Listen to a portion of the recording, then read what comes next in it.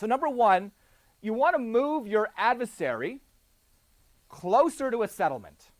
Not away from a settlement, but closer to a settlement. Number two, you got to protect margin. If you don't protect margin, then you're what you call a nice person or a pushover, someone who just gives things away and people just take from you. So you want to protect margin, you want to protect profit. And number three, very important, you want to increase the satisfaction of the other party. Those three things must be put into place in order to make a successful concession.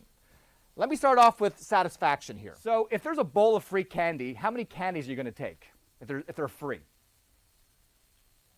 One candy? Yeah, you might take one. I'd probably take a couple. My father would take a handful. He'd have candy for the next 30 days, right? But you're probably going to take some candy because they're free. But let's say if I'm the owner of the Chinese food restaurant and I decide, you know what, too many candies are being taken, and I put a 25-cent charge on each one of those candies. Then how many candies are you going to take? None. None. Unless you desperately want those candies, those are your favorite candies in the world, you won't pay a nickel for those candies.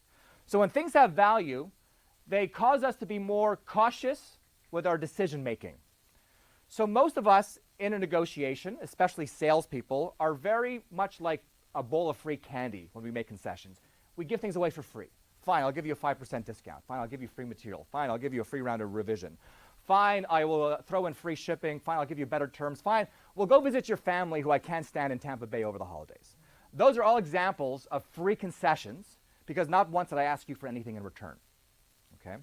So we want to start, we call this trading in a negotiation. So instead of giving things away for free, you should always be asking for something in return. I call this if you because you never want to make a concession without saying these two lovely words, if and you. I'll do this if you do this for me. Okay? And the reason why we want to do this is because, well, first off, you start teaching people, not only in business, but in your family, you start teaching people how to treat you in a negotiation. If you're always giving 5% discounts for free, well, guess what? Your buyers will be like my father, taking handfuls of those 5% discounts for the rest of time. But if you start asking for things in return, you start telling people, listen, I'll give you something, but you're going to have to pay for it. So that's one reason why you want to use the if you rule, but also it creates satisfaction.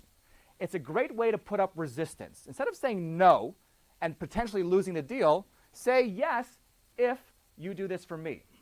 It'll create satisfaction in the other party because you're putting up a little resistance and you're making the other party work a little harder.